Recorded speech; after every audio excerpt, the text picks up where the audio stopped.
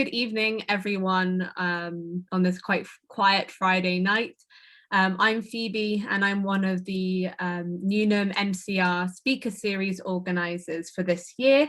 And I am very pleased to welcome you all to our first speaker series event of 2021, celebrating women in education and lecturers at Newnham as well, which is all the more important to do this year, considering that it's the 150th year anniversary this year since Newnham College, Cambridge's founding.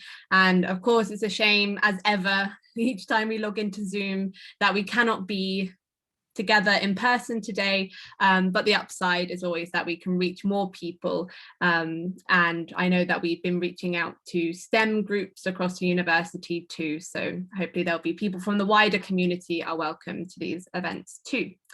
And as ever, if anyone has a proposal or an idea for a talk that they'd like to submit, either if you're working on a piece of research yourself that you'd like to experiment and try out, or you'd like to, as we have done today, submit a lecturer to speak, and then we can get something sorted and organize that. So if you have any ideas or anything you'd like to suggest, just email us at ncr.speaker@newn.cam.ac.uk, and I'll put the email in the chat for people to take that down. So without further ado, I'm going to hand you over to Julia, who is currently doing her PhD in astronomy here at the Institute of Astronomy and at Newnham College, Cambridge, who will be introducing our very exciting speaker today. So I'll hand it over to you, Julia. Thank you, Phoebe. Well, first of all, thank you very much for taking your time joining this talk. And thank you very much to Maria for giving us some time to tell us about her research and her experience. I'm just going to briefly introduce her. So Maria read physics in Milan, and she moved to Edinburgh in 2006, where she did a PhD in theoretical physics. And she earned her doctoral degree from the University of Edinburgh and KU Leuven in Belgium. She did her first postdoc in Germany, and she has been working as a postdoctoral research associate since 2000 at Cambridge since 2013. And she was awarded a Royal Society Research Fellowship, and she became lecturer at the Department of Applied Mathematics and Theoretical Physics in 2017. And she also joined Newnham in 2017. And an important contribution that Maria has made to Newnham is setting up the Newnham Math Summer School, which we will talk about later. So please, Maria, take it away. Thank you so much for setting up this beautiful initiative. I'm very honored of having been invited here and to have been given the opportunity of talking about my research. So let me share my slides. So what I decided to talk about, because this is an active topic of research for me, is the Higgs boson as a portal to new physics, so to something new in particle physics that we haven't seen, we have not understood yet. So I will try to be as general as possible for a broad audience, but if I speak in technical terms, please do not hesitate to interrupt me at any point. I really wish this to be as informal as possible. And anyway, so the Higgs boson, as you know, was discovered less than 10 years ago. And I want to start my talk showing you this video that I took from CERN, where the excitement that we all lived through on the 4th of July 2012, when the discovery of this particle was announced. Now the grand combination. The channels that you have seen before, together with the other channels from the 2011 results.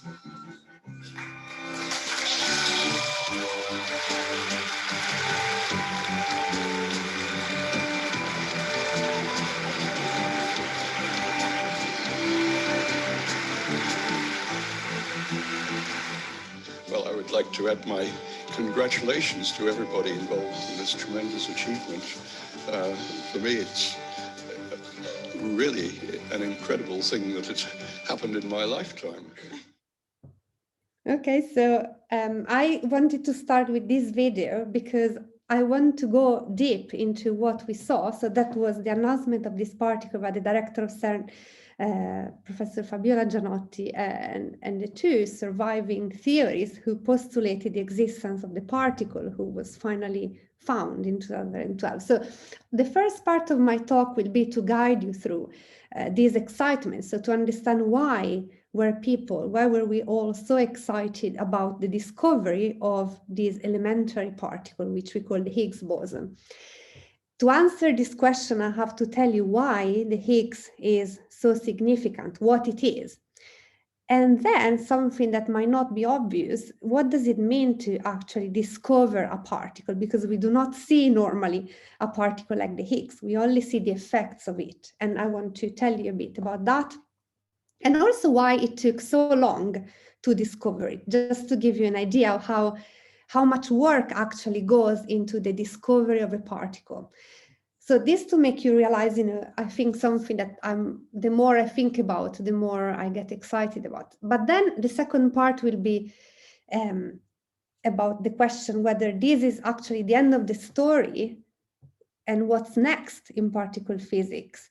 And I would like to answer by showing you that actually the very discovery of the Higgs boson opens a door towards something new that we still have to discover. Okay, so I will start with the first part and then we go to the next one. So first of all, as I said, the discovery made the headlines of the newspaper all around the world. So why there was so much excitement about this particle? First of all, because it was the first elementary particle discovered in the 21st century. That's already exciting. Sorry, by elementary particle, I mean particles that are not made of any other particles. So these are really the elementary building blocks of the universe.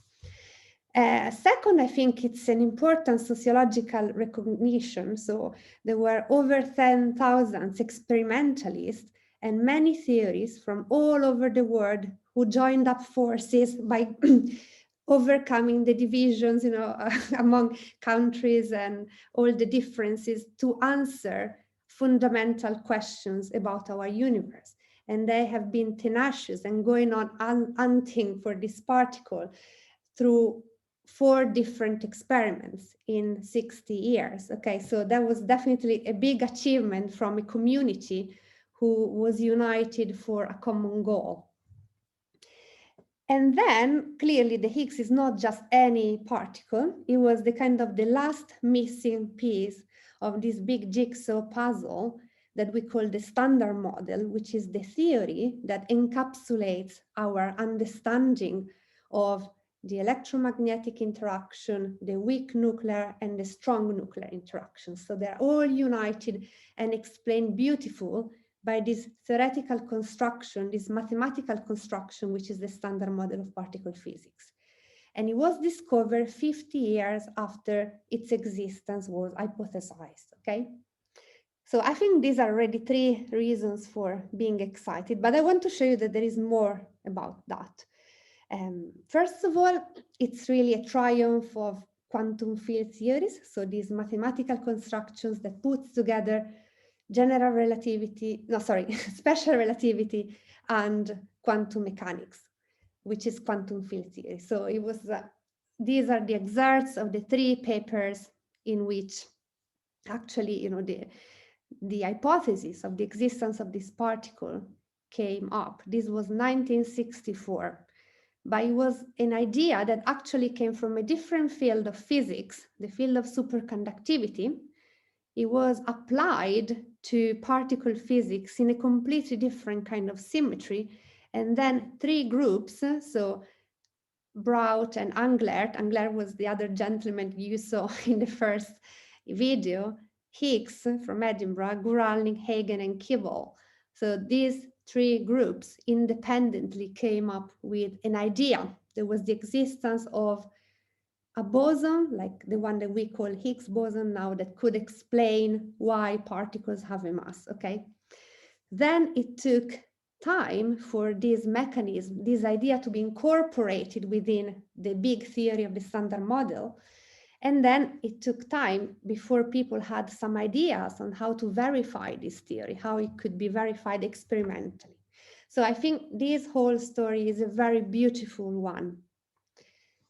But the Higgs is significant. So this is a picture that you might have seen or you might have not. Anyway, so it's really a nice representation of the Standard Model of particle physics. So basically, apart from gravity, all the other interactions between elementary particles and the elementary particles that we know until now, that we have discovered, are all in this picture. So as you can see, there are 6 kinds of quarks, which are the particles that are inside the protons, the neutrons, and there are 6 kinds of leptons, so like the electron and the neutrinos associated with it, and the heavier cousin of the electron, which are the muon and the tauon.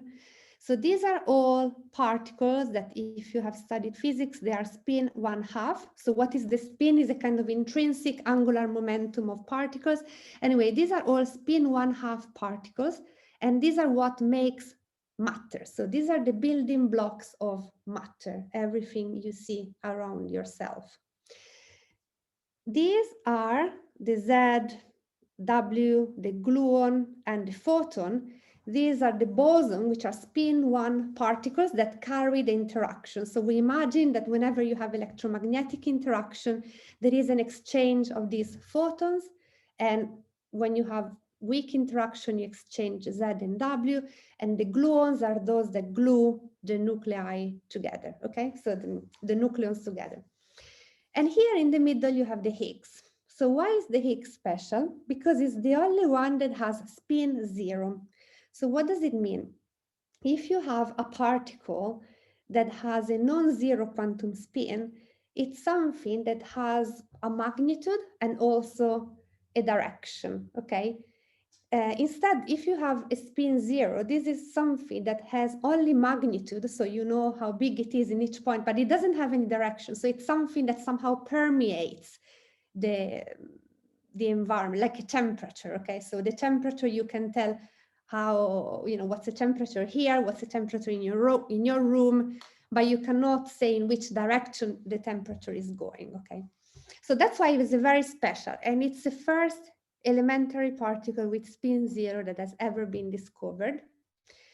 And the way in which the Higgs boson interacts, so the way in which it really communicates, does something to other particles, is a kind of interaction that we have never observed in nature. Okay, so the Standard Model is a mathematical construction that you can write on a mug, like this one that you can buy at CERN, okay? And it's beautiful because you can explain this really variety of phenomena with a mathematical construction that can be written in such a small space. Of course, then it takes years to understand it, but I think the simplicity, it's extremely beautiful just to look at it. And this third line is something that was hypothesized but was never observed. And now that we saw the Higgs, we have seen a new kind of interaction. And the other reason is that this particle is extremely special because it has a non-zero value in the vacuum. So the vacuum, you imagine, also in physics, the vacuum is the kind of minimum state of energy. So where things are as still as possible, okay, if you want. And the Higgs boson, it has a non-zero value in the vacuum. It means that even in the vacuum, there is not emptiness. Of course, there are particles that keeps creating and annihilating themselves with each other, but there is also this field that permeates the vacuum. So this is the kind of image that people show when they give like outreach talks. So it's as if particles, even in the vacuum, they have to swim through the sea of the Higgs field that kind of permeates it. And this has a very, so if you study the mathematics behind this, this has a very deep implication because it's why particles, when they interact with this field that has a non-zero expectation value in the vacuum, they acquire mass. So it's as if they have to struggle to go through that, and this is how we observe the mass, the weight of a particle, okay? So it's a very complicated phenomenon. I don't even try to explain it, but this is why people say that this is the particle at the origin of the mass. Okay, and this happened at some point of the universe. So from the Big Bang, 10 to the minus 9 seconds after the Big Bang, this thing happened. So for some reasons, the Higgs field took a non-zero value in the vacuum. This led to a spontaneous symmetry breaking, which means that it was the moment in which the electromagnetic interaction differentiated from the nuclear weak interaction, which is what makes the radioactivity process happen. And since then, the universe completely changed. Okay, so this happened at a specific point back in time. So if we understand the Higgs mechanism, we understand what happened 10 to the minus 9 seconds after the beginning of the universe, okay? So this is a very fascinating thing, something that I really love. When you go so small and discover a new particle, you understand something infinitely back, not infinitely, but really back in time. Okay, and so this was just to give you an idea, you know, of what is at stake when we talk about the Higgs. So it's something completely new. It's not just another particle. And how did we discover a particle like the Higgs? So like the phenomenon I just mentioned of, you know, going the more elementary you go, the more back you go in time. This is another kind of important concept, is that the higher is the energy that you use to smash particles against each other, the smaller is the scale that you manage to observe. So in a sense, this big collider, when we take particles and we have the smashing against each other at a very, very high energy, is like having a huge microscope that allows us to look at very, very, very small distances that we cannot reach with any kind of other microscope, okay? So the smaller you want to see, the faster you have to collide particles against each other. This is the concept of CERN. This Large Hadron Collider is the 17 miles of circle underneath the Swiss-Franc border. And you have two beams of protons that are accelerated in opposite direction at almost the speed of light. And when they smash against each other, they produce a state in terms of energy, which is similar to the one that we had 10 to the minus 9 seconds after the Big Bang. So that's why it's called the Big Bang machine, okay? So let me take you down where everything happens. So this is another video without sound. So this is where the protons are extracted from atomic sources and they're accelerated into increasingly big rings. Of course, you need a very powerful magnet to do that. And when they reach almost the speed of light, they are injected into this 17 miles ring, which is underground. And then the protons go fast like the light. You see that the protons are not elementary particles. They're made of quarks. So 2 up, 1 down, but there is much more happening inside the proton. And when the two beams of proton reach one of the 4 points of collision, in this case, I think the Atlas detector, the two tiny protons, you see, out of two tiny protons, you have a huge amount of particles coming out, okay? And collisions like that happen, I think, hundreds, thousands of collisions like that each second. So we need to have big detectors that take thousands and thousands of pictures every second to see what happens, so what particles come out from two tiny protons colliding. So here you really see Einstein's equation, E equal to mc squared, so that the energy of the proton transforms into mass of new particles. So it's as if 1 + 1 gives you 300, okay? So it's as if the proton that have mass 1 plus mass 1 gives you 300 particles, each with a very big mass. And we have to understand what happens. So what we need to do, what I mean is theorists like me, so we need to give theoretical prediction to tell the experimentalists how many pictures of each kind they expect to see when they smash proton against each other, okay? So this is a very complicated thing. So because we need to take the standard model, do some mathematics, and then from this kind of mathematics, create realistic simulation of what we expect experimentalists to see when they take this kind of pictures, okay? So this is a simplification, but just to give you an idea that there is a lot of work behind it. So how do we kind of simulate an environment like that, where two protons come in and they create all these particles? So each of the lines that you see is a different particle that comes out of these two tiny protons, okay? This is how we model it, we theorists.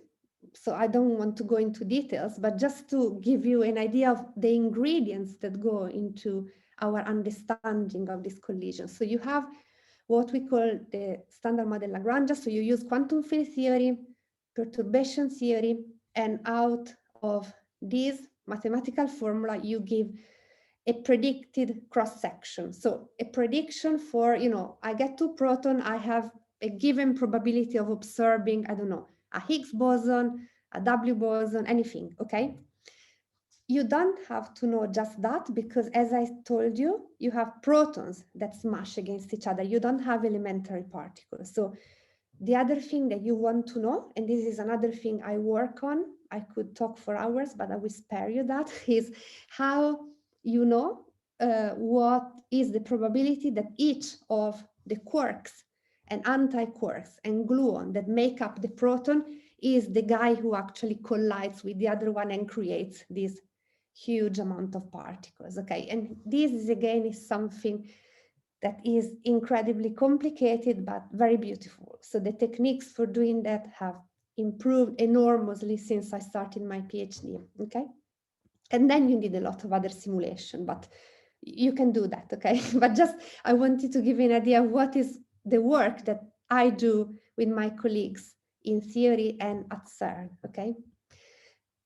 Then the other question, okay, you told us more or less how you predict the existence, whether there is a Higgs or there is not, but why was it so hard? Why did it take so many years of picture taking at colliders in order to find the Higgs? So the first thing is that the theory, so our standard model, did not give guidance on what was the value of the mass of this particle. Okay, we didn't know in what region of energy we could look for it. So we knew that it had to be within, I don't know, 1 GeV, you don't know what it is, but it doesn't matter. So 1 giga electron volt and 1,000, but between 1 and 1,000, there is a huge spectrum. And in fact, this is the first paper that came out when people suggested to look for the Higgs. They said, we apologize to experimentalists for having no idea what is the mass of the Higgs boson. We do not want to encourage big experimental searches for the Higgs boson. But instead, that's what people did. But it was really hard. Then the other thing, without getting technical, is that this coupling that I told you, so the way in which the Higgs interacts with the other particle, is proportional to the mass of the particles. But most of the particles in the standard model are very light, okay? It means that it interacts little with the other particles. So it's very unlikely to be produced. So the probability of finding a Higgs out of a collision is proportional to the coupling, but the coupling is proportional to very small numbers, okay? So just to give you an idea, this is the main way in which the Higgs is produced. So you get two gluons out of the proton, they do something and they give you a Higgs. So the cross-section is this number, but I don't want to even mention the number, just want to tell you that it's 9 orders of magnitude smaller than the cross-section for other things to happen, which means that 1 times in a billion you see the Higgs, okay? So you have to take 1 billion of picture of the events to actually observe 1 time the Higgs. And the other thing that makes it extremely complicated is that the Higgs dies immediately. So after 10 to the minus 22 seconds, so a tiny fraction of seconds, it disappears into something else. So this is quantum field theory in practice. So the Higgs has a very, very short life. So you will never see it with your naked eye. You can only see what the Higgs dies into, okay?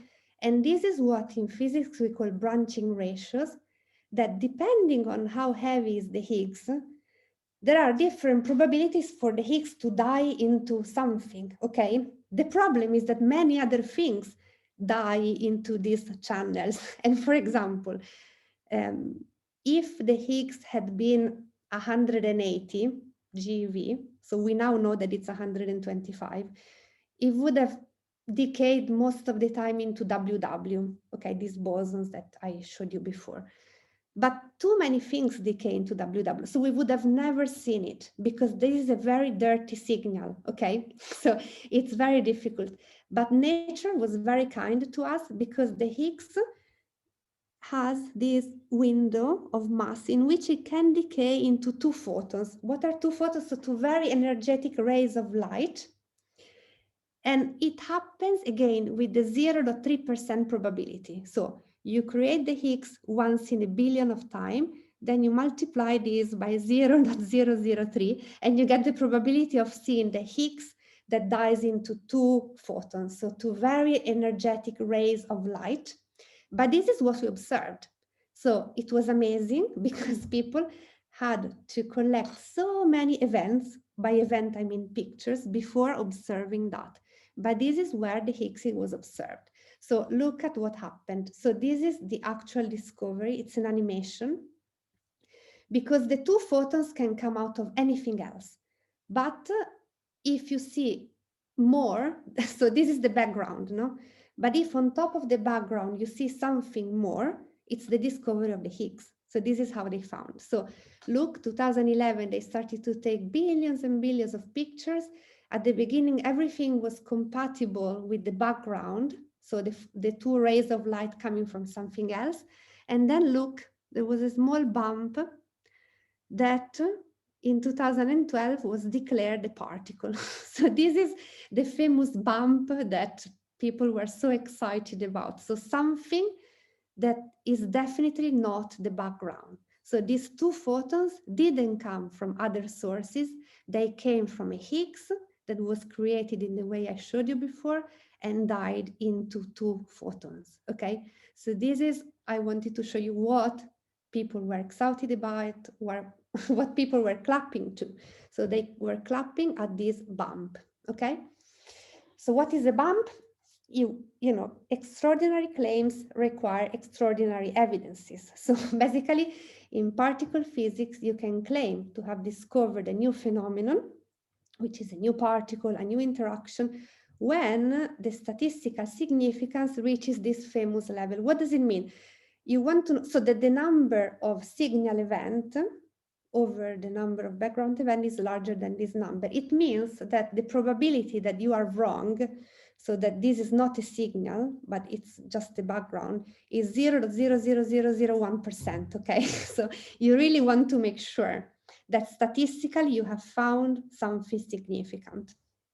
Okay, so as usual, I think I talk too much, but I will be brief in this second part, which is what is next in particle physics, okay? So the question that we have, you know, that you might ask me, and you would be right in doing so, is the Higgs the end of the story? So now you told us about this exciting discovery. You told that it's the last missing piece of the standard model, and we found it. So it could be the end of the story. But clearly it is not, because first of all, the standard model of particle physics, which, you know, the Higgs is the cherry on the cake, cannot be valid up to the Planck scale. So cannot be valid up to any high energy, because what is the Planck scale? This is simply the energy that we associate to the gravitational coupling, okay? It's much above the energy that we can explore at the LHC. At the LHC, we can explore something of order thousands, and this is order 10 to the 19. Okay, so much larger. But we know that at this scale, you need to have gravity. Okay, so until now we have ignored the gravity. So gravity has not been incorporated in the standard model. So our theory is not complete because one of the forces of nature, which we expect to be absolutely to have big effects at such a large energy, is not described by the standard model. Okay. But this is not all, because we could say, okay, we could live here with the standard model, and then whatever, people who study string theory will study things at the Planck scale, and that's fine. But it's not true, because the standard model doesn't answer some crucial questions about our universe. So first of all the fuss that I did until now, so about the elementary particles, this is what is called regular matter. But we know from astrophysics, that Julia can tell us, that regular matter is only 5% of everything the universe is made of.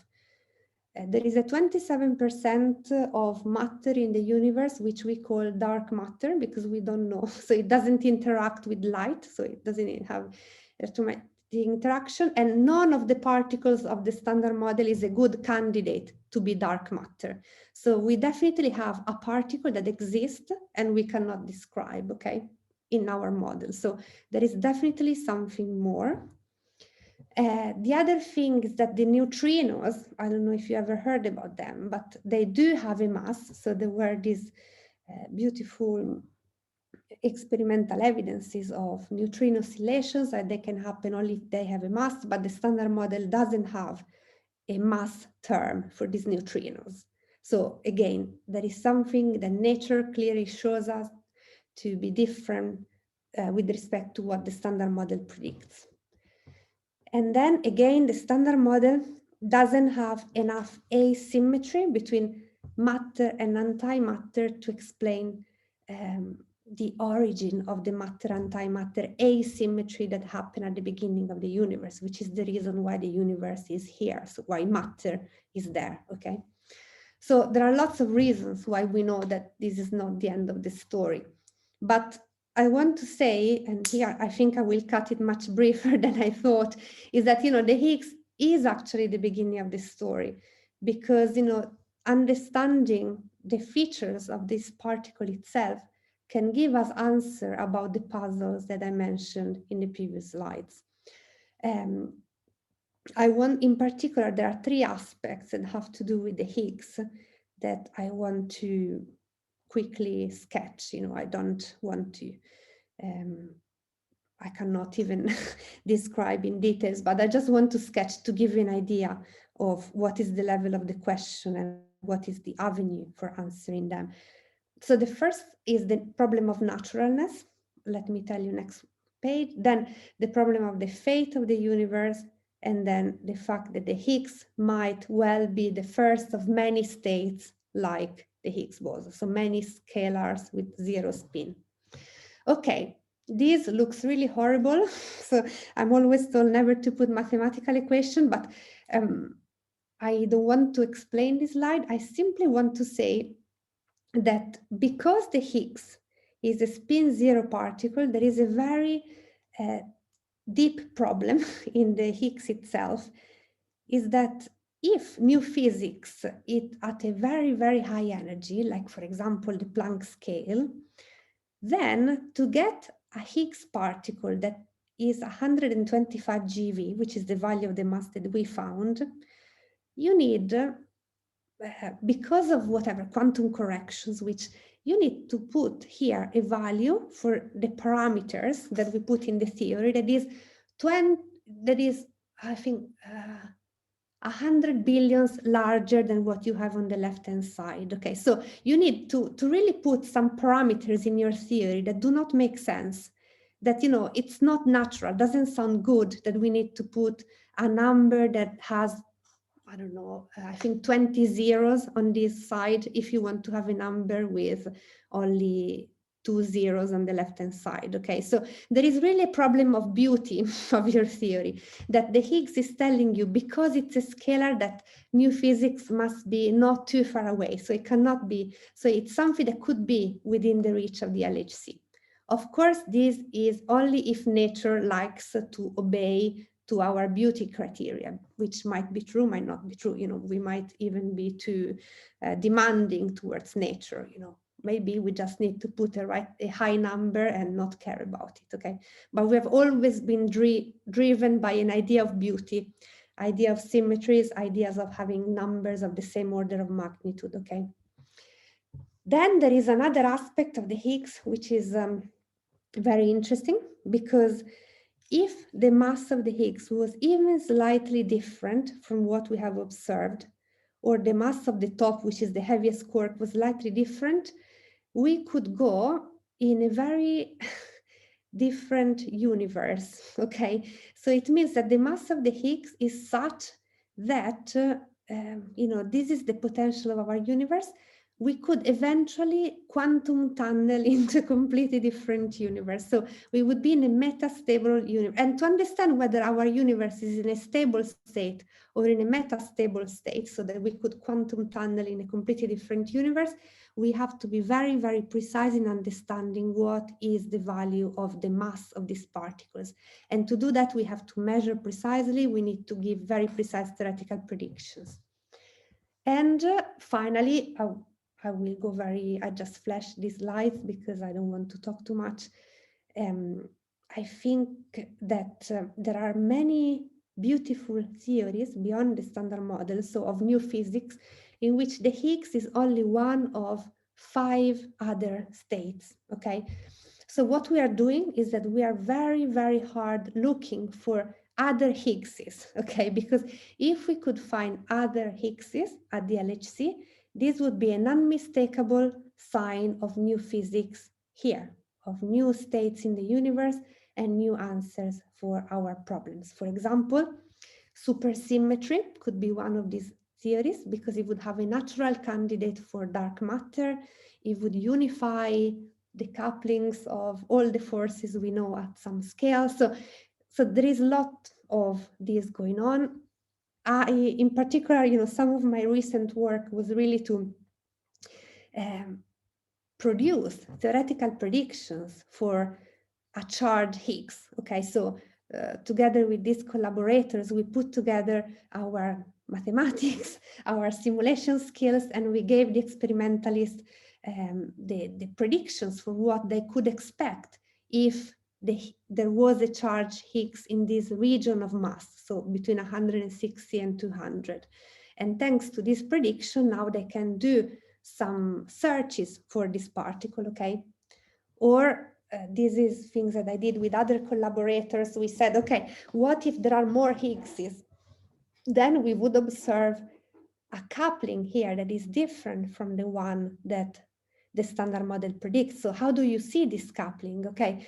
And again, so we did these papers that are kind of guiding the experimentalists in their searches. So just to give you an idea of what are the questions that a particle physics theorist like me can try to address, okay? And okay, fine, here I don't have time. I just think that, you know, this is my most recent project that has to do, so this ERC starting grant that I just started my group working on this question, like thinking, you know, how imagine that the energy of new physics is at a scale that we cannot observe. So the LHC will never be able to explore such a big energy because the magnets are not powerful enough, because we have a limited amount of energy. Can we still see something now, even if the new physics is too heavy to be produced?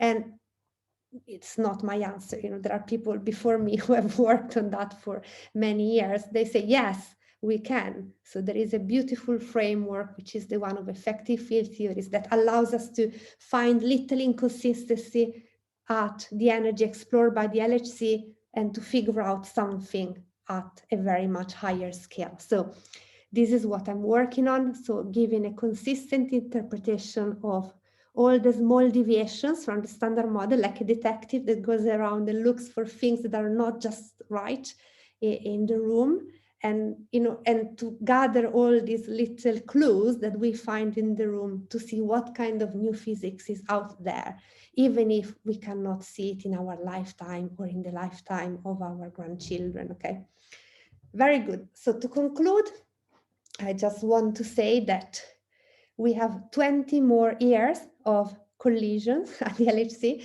So with 1 billion events per second and more than 20 years of data taking now, I'm sure that there will be surprising discovery that might just be around the corner. And just to quote this book I was reading to prepare this, so great discovery, which seemed to mark the end of a story, mark in fact the beginning of a new, more extraordinary one. And I think the Higgs was this kind of discovery. Thank you very much for your attention. Wonderful. Thank you, Maria. I don't know if you want to unshare your screen, or we can keep that slide up because it's quite a nice slide as well. Whatever. Whatever, it's all good. Thank you so much, Maria, for that absolutely stimulating, fascinating, but also very lucid talk. I know as someone who is chronically humanities based, that should be the kind of thing that absolutely terrifies me in terms of content, but you were able to convey the kind of the importance of the history, the excitement, and as you kept saying, the beauty of the Higgs boson in a very, very accessible manner. So thank you very much for preparing that for us today. And it was a great way to kick off our speaker series, as well as to celebrate women in STEM at such a close point to International Women's Day as well. We feel very honoured to have you speak for our first seminar this year. So I invite anyone now to give us any questions they have on Maria's talk, either if you'd like to mention now, or you can put it in the chat box. And then after questions, we will move into kind of an interview segment of the talk, where Julia will be asking Maria about her talk in a way that I would not be able to, and then more generally about Maria's academic career at Newnham as well. So any questions from the floor?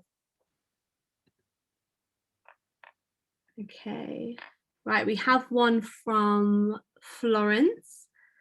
Okay, Maria, Florence asks, what is the difference between metastability and stability, and what would that look like for the universe and life? I was actually going to have a similar question about what stability meant in the context of the universe.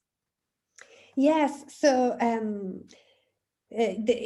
had to flash it very, very quickly because I realized I was a bit late. So, the concept is that the Higgs, this, maybe I can go back to the slide I was showing you. Yeah, by all means, if you want to reshare. Don't mind, I just go back for a second here.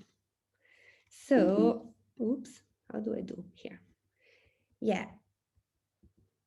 So this is in one dimension is the kind of Higgs potential. This is where, I don't know if you think in terms of potential, very often for all the other fields, they have like that, like just a parabola. So they have a minimum at 0. So it means that in the vacuum, they have 0 value. The Higgs instead has a value that is non-zero at the vacuum. So it means that in the vacuum, there is still a Higgs field that is non-zero, like in which you can feel, somehow particle can feel. But when you start adding quantum corrections, because of quantum mechanics, you have more things. So the kind of potential that would be simply like this, okay, like this line going up, which is a stability. So meaning that the Higgs has this value in the vacuum, and it will keep having this value in the vacuum forever. There are some quantum correction that might bring the potential down here to another minimum, okay? So as you know, in quantum mechanics, if you have a potential like this, sometimes after a certain amount of time, the system can quantum tunnel to this other minimum. Okay, I didn't draw it precisely, but imagine that you have another minimum here. So clearly it hasn't happened since the beginning of the universe, okay, but it still could happen in the future. So this depends on how wide is this barrier and where is this minimum. So we have no clue of where this minimum could be because it depends on many parameters that we don't know yet, that we haven't measured precisely. But imagine that, I don't know, in 10 billions, the universe was going into this different minimum of the Higgs, then you would see a completely different physics. Because as I said before, the value of the Higgs mass changes the value of the masses of all the other particles.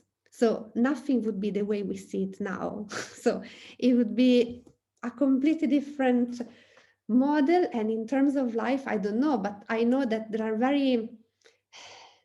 a lot of coincidences for life to be the way we see. So for, us to be here talking now. And these are these parameters of the standard model that we don't understand really why they are that way. That's why people dream of this theory of everything where you have one simple parameter and from there you can extract everything else. You can understand with your own mathematical ideas why things have that particular value so that life could exist.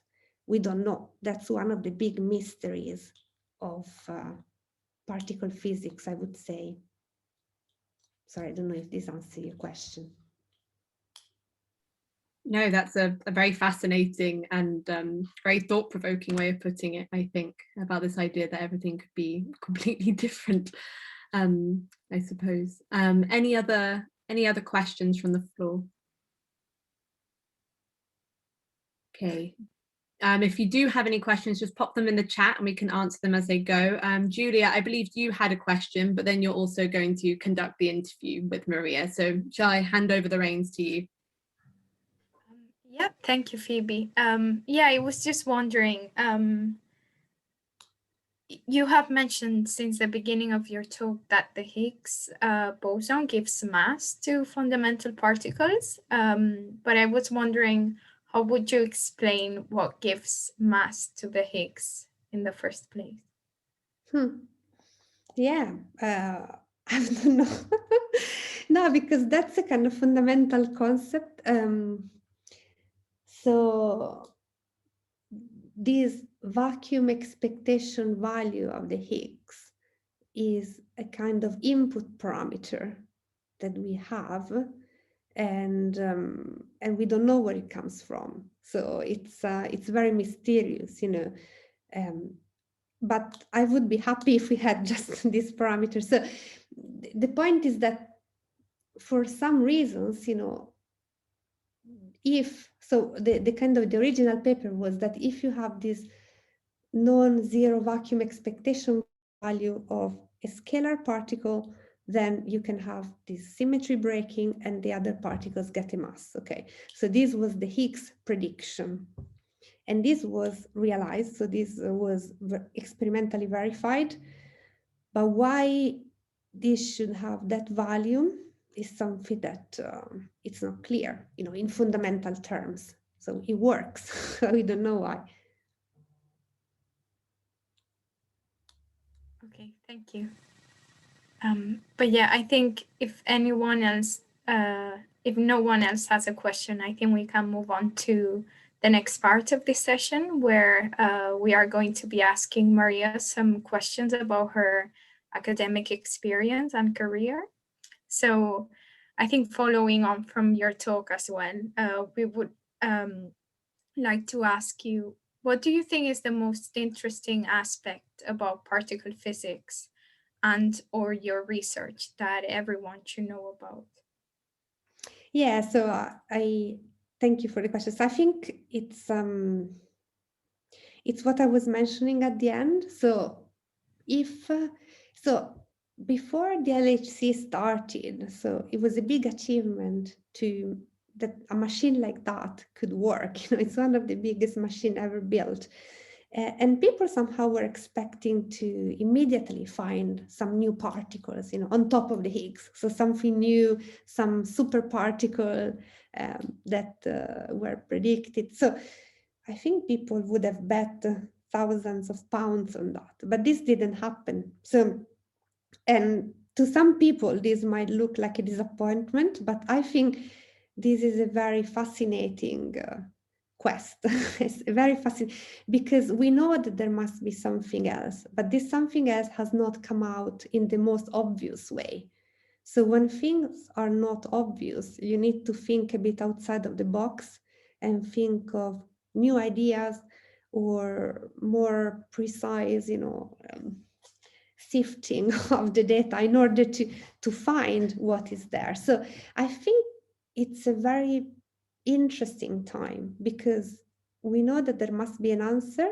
It hasn't come the way we thought, but we have a lot of precision data and a lot of opportunities to be just like this little detective who go around and see that there is something just not right in the theory, but we don't know what it is. So I think it's beautiful because we have an accelerator that is allowing us to have a big picture of small things that are just not right.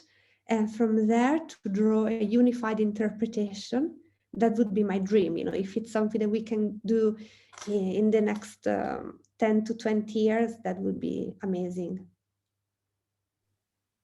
I think Florence has a question to ask. Sorry, Julia. Yeah, can you hear me okay? Yeah, absolutely. Oh, well, firstly, thank you, Maria. That was really interesting. Likewise, I'm a social scientist, or I was going to say humanitarian, but I don't think that's right. And that was really, really interesting. And thank you for answering my previous question. So this just came to me, this question, but in social science and in philosophy particularly, this move, this kind of new ideas in physics, in quantum physics, have really challenged the ways we think speculatively or abstractly about philosophy and society. So going from this idea that we could kind of, you know, deduce logically, and this was like stable, to these ideas of like arbitrariness and unstableness. And it's led to a lot of people that I've been studying kind of deduce from this that the world is therefore like, you know, there's this kind of somehow like nothingness or nihilism or underlying meaningness under this arbitrariness of kind of our existence, and also the fact that it could be different. So I was wondering, as a scientist, do you ever, or do the people you work with, think about this as nothingness, or think about it as kind of like creativity and beauty? Because, for example, it's interesting when you said about the theories themselves being beautiful. So I was just wondering if you relate it to nothingness or full of meaning. If that makes sense. I think, no, definitely, you know, so one of my colleagues gave a very beautiful set of seminars about like the miracles of the standard model. So the fact, how comes that so many things are tuned to, you know, to I think the 10th decimal digit for life to be here, you know, so to be here asking ourselves these questions. And it's true, you know, there are so many coincidences and things we don't understand, and things could be completely different in a sense. This vacuum expectation value of the Higgs, if it was set to a different values, we would see things completely different. So I'm not good at chemistry or biology, but probably, you know, the different couplings or masses we see would generate different phenomena. So I don't know if life would be possible, probably not, you know. And then he said, you know, and my aim as a physicist is to prove that this is because of a quantum fluctuation. So the idea of the multiverse, you know, so it's as if there are so many billions of possible universes that exist. And the reason why our universe is that is just a random roll of a dice, you know. So there is nothing special. It's just that we are one of the many billions of possible universe. And someone in the audience asked, but is this more scientific with respect to thinking that we are in this universe for a reason, like a kind of anthropic principle? And the reason why we are here is because you don't have to call it God, you call it the way you want, nature somehow set these parameters so that at that point of the evolution, there could be a creature like us asking these questions. And he said, no, because nothing proves the multiverse, or nothing proves that we are in one universe and there is one meaning why things are like that. So I think the answer comes from outside science, but they're both scientifically, so they are equivalent, the two hypotheses that are both crazy, mind-blowing in two different ways, but they are scientifically equally likely. I cannot say whether one is better than the other.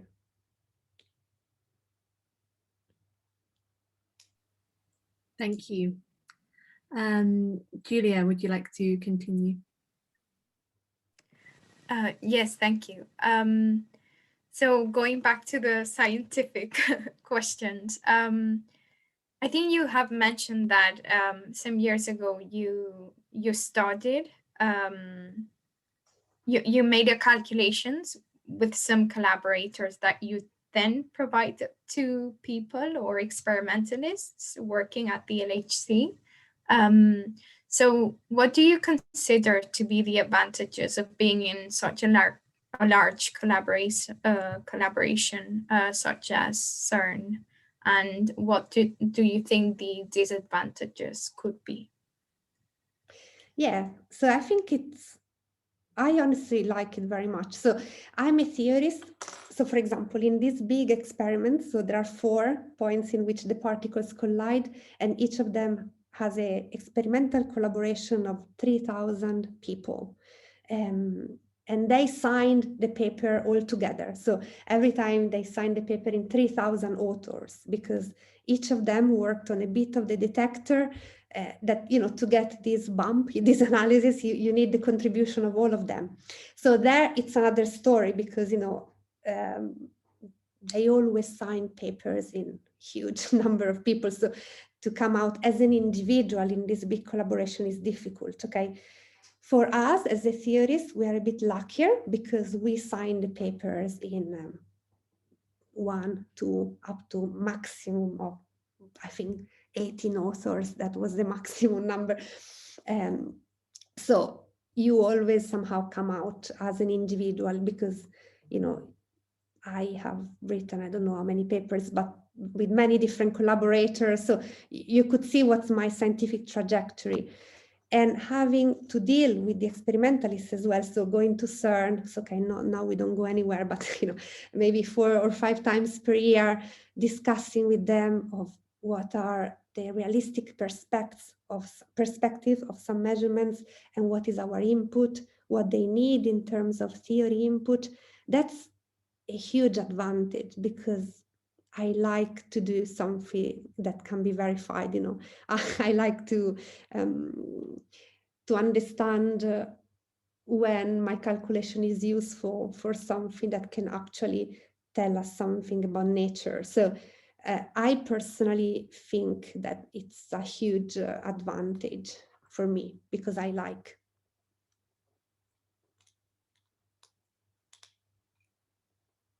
Thank you. That's really interesting. And yeah, I think it's amazing to know how your calculations make such a huge impact in society, knowing what the LHC is doing for many countries, and not even for science, but also for medicine, for example, and applications. But yeah, I would also like to ask you how your experience was as a PhD student. Is there anything that you would have done differently during your PhD? No, of course, it was very challenging, as I guess it is for all of you. It's for example, so my master thesis in Italy was on a very mathematical calculations. It was pen and paper trying to do some mathematical and then I went to Edinburgh and we had to write this huge computing code to parameterize the protons with neural networks. So at the time they were not so fancy as they are now. And I could only write hello world on the screen. That was my only computer program because, you know, I'm older, so I didn't have much experience with the computer. So I have to say that I worked really, really hard. So the first 2 years, because computing was not what I was expecting to do, but it paid out because I have learned something new and I acquired a lot of skills. So I think I cried many times, but I always progressed. So, and in the end of my PhD, there was this big code. Also, until the 3rd year of my PhD, this idea of using this neural network for the protons, we didn't know whether it was working or not. So I didn't have any papers for the first 3 years. So it was a big risky thing, but it paid out. So maybe I was lucky because in the end we had 10 papers between the 3rd and the 4th year. And that was amazing, but we could have had 0 if this thing was not working. So I think I've been nervous for a long time. And then eventually there was a big jump in my satisfaction. And I was also lucky because my PhD advisor on the 3rd year, because my partner, my husband was doing a 4th year, so I wanted to finish at the same time. And he said my scholarship was for 3 years. He said, why don't you go abroad? Why don't you go to Belgium to do the 4th year of your PhD on something completely different, just after having had this success. So I said, okay, it was good because the 2-body problem was a bit easier this way. And when I went to Belgium, I met this other supervisor, and he was a volcano of ideas. And I wanted to wrap up my thesis, and he kept giving me new ideas every day. And I had a headache. I remember I was going home to say, I want to go back to Edinburgh. You know, I want to go with my friends. I want to finish whatever I have to do. And it didn't work. So it didn't work the way I thought. And again, lot of dramas. But and it didn't work until the end of the 4th year of my PhD. Anyway, then I submitted my thesis, I had enough paper. But this, it's a long story, but it was what made me do a step in my academic career, because that questions that he put out in a volcanic way, in a very confusing way, after 2 years of really banging my head against the wall, trying to understand how to answer that question, I was at CERN. I met my master advisor, whom I hadn't seen for 6 years. And I told him, really, I'm struggling with this question. And he said, why don't we work on it together? So he came back and we started to collaborate with the guy from Belgium, this guy from my master thesis, and myself. And just putting the 3 of us together in a room at CERN, we had ideas that gave us 8 more papers on a completely different topics. But this was out of a failure. So good ideas came after 2.5 years of crying because nothing was coming out of that project. So I wouldn't change anything.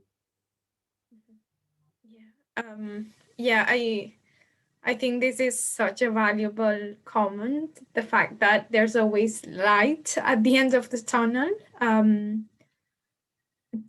You know, for the first 3 years that you didn't publish, did you feel there was a lot of pressure for you to publish, or maybe were you comparing yourself to your colleagues who were also doing PhDs? Yeah, I was having a lot of pressure. I was working a lot because I wanted to solve that problem. And I was always comparing, oh my God, why am I here until 9 p.m. and my friends, they go out to the pub and I'm here trying to make this code work. So I felt a lot of pressure, but I was sustained by friends. You know, my 2 of my PhD colleagues were extremely supportive, and my supervisor one of them, I changed it actually. The first one was completely not sympathetical. He was never talking to me. So after 6 months, I said, can I have another supervisor? And this was a very good idea because the other supervisor had so much passion for understanding things. And this was a constant source of inspiration for me. So now we are very good friends. At the time, he was just my PhD advisor, but seeing how much he was genuinely interested in understanding that problem because there was something beautiful that it was worth struggling, and he was struggling with me. He was not saying, okay, you struggle by yourself until 9 p.m. in your office. I think that was what made me keep going through ups and downs because, it's not that I was always happy, even now. And I guess following on from your PhD, maybe around the time that you said that you met with your master's supervisor and that person you were working with from Belgium, how do you find the transition from PhD to postdoc and then to lecturer? Yeah, it's definitely, I found it more difficult because PhD, you have one project that you have to follow and you put all of your energy in it. And then as a postdoc, a new world opens up, so it's up to you to find collaboration. So the number of projects I was involved with increased, even because I'm very enthusiastic. So I like to get involved in things and then I find myself with too many things, and that happens even now. But so I started to have the impression, okay, now I'm by myself. So I have to make it work. There is not a PhD advisor who is pressuring me to make these things work. And yeah, so I had to find the motivation. And sometimes it was more easy, sometimes less.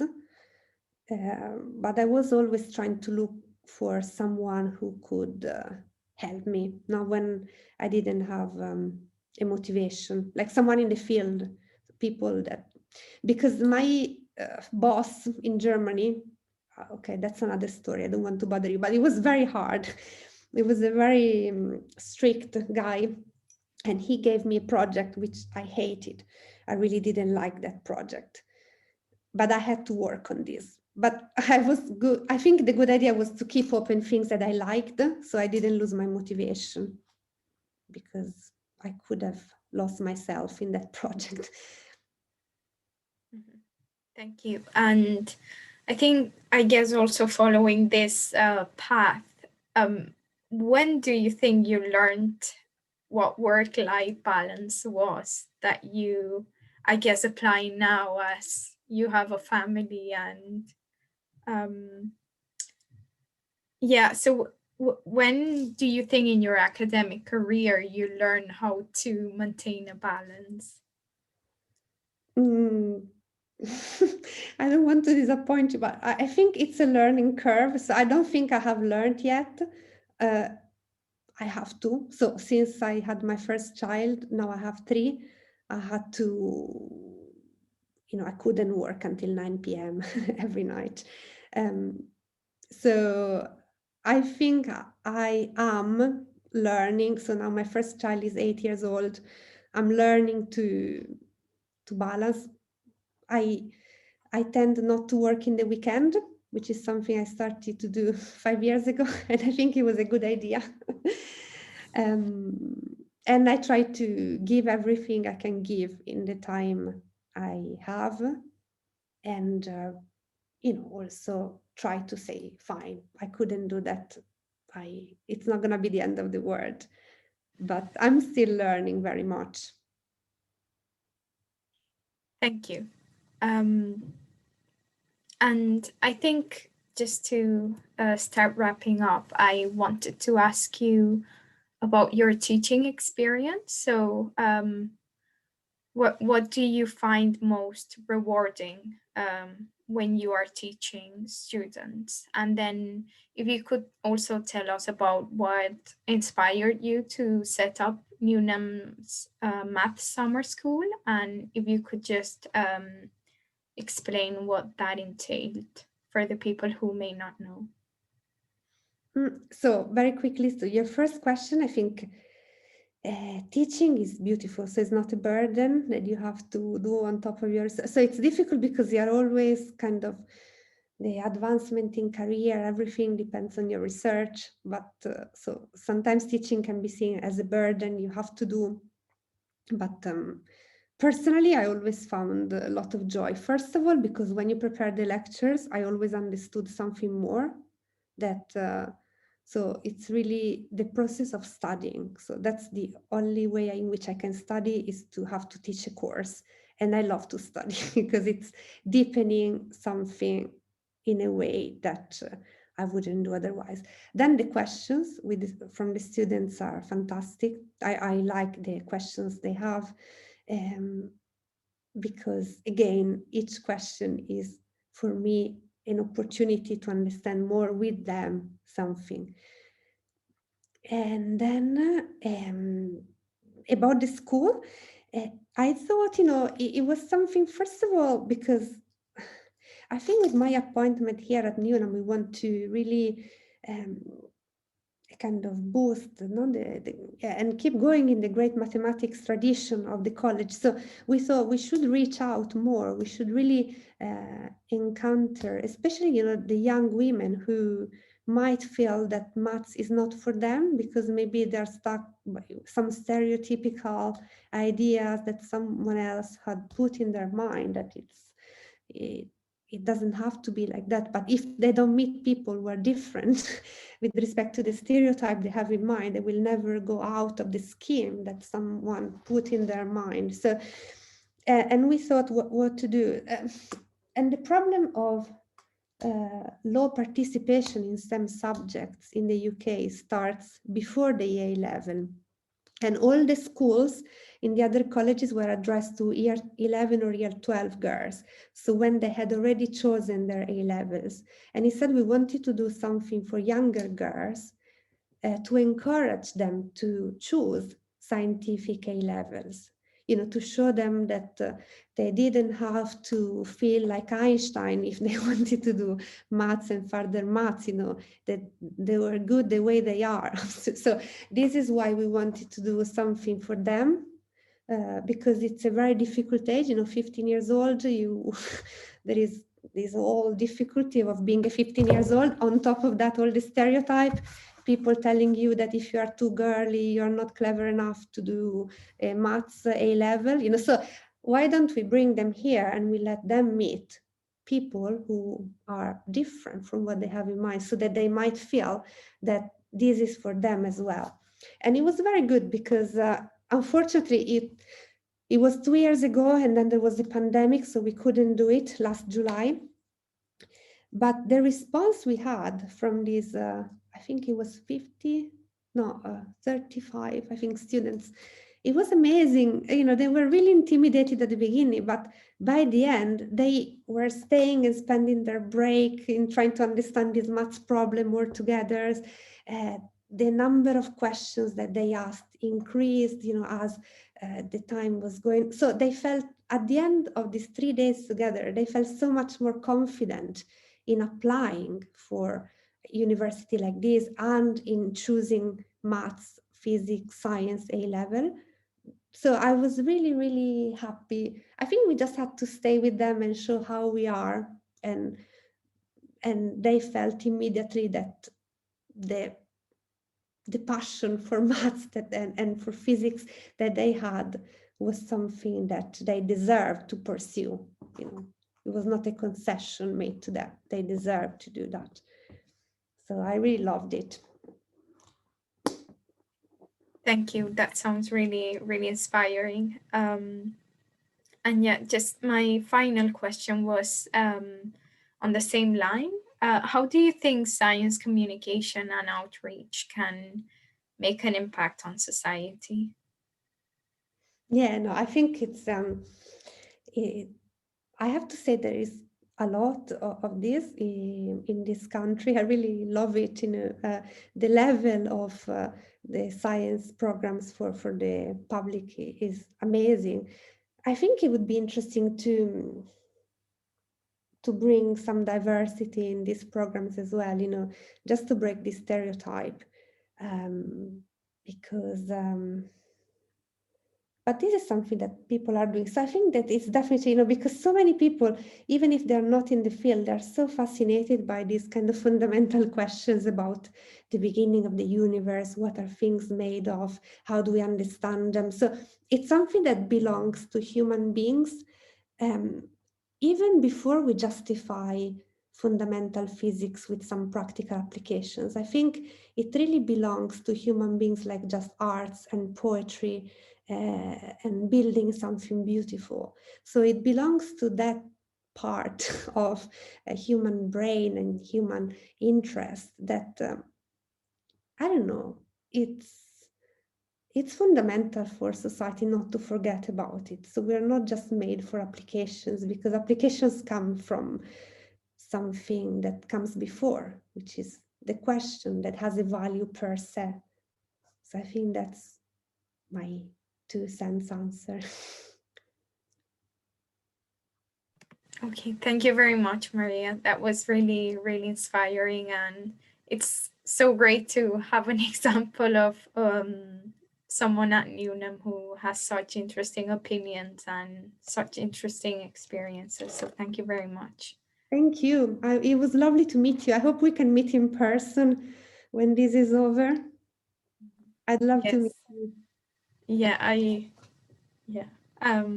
it's the same for me, and yeah, it's such a pleasure to be able to learn some particle physics because I stopped when I started my PhD. So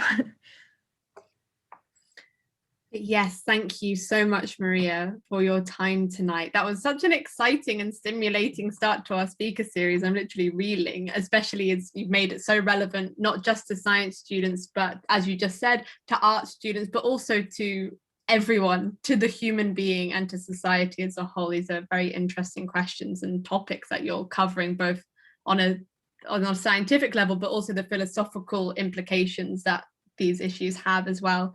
And of course, it's wonderful to hear your experiences and academic journey as well, which can be applied to all postgrads at Newnham. And I know we find it very comforting to hear of the kind of trials and the experiences that you've gone through as well. So thank you for your insights on kind of success coming out of failure, the phenomenon of recreating almost the very beginning of the universe, and being a mother in academia and university, accessibility, breaking gendered stereotypes. Like, that was wonderful. It was just wonderful. So thank you very much. And I'll just reiterate although most people have kind of have dropped out now, but if anyone has a talk that they'd like to give for the speaker series or would like to nominate someone, as Julia has with Maria, then just drop us an email. And thank you very much to all who have attended today. Bye. Thank you so much. Bye. Bye. Have a good night, everyone.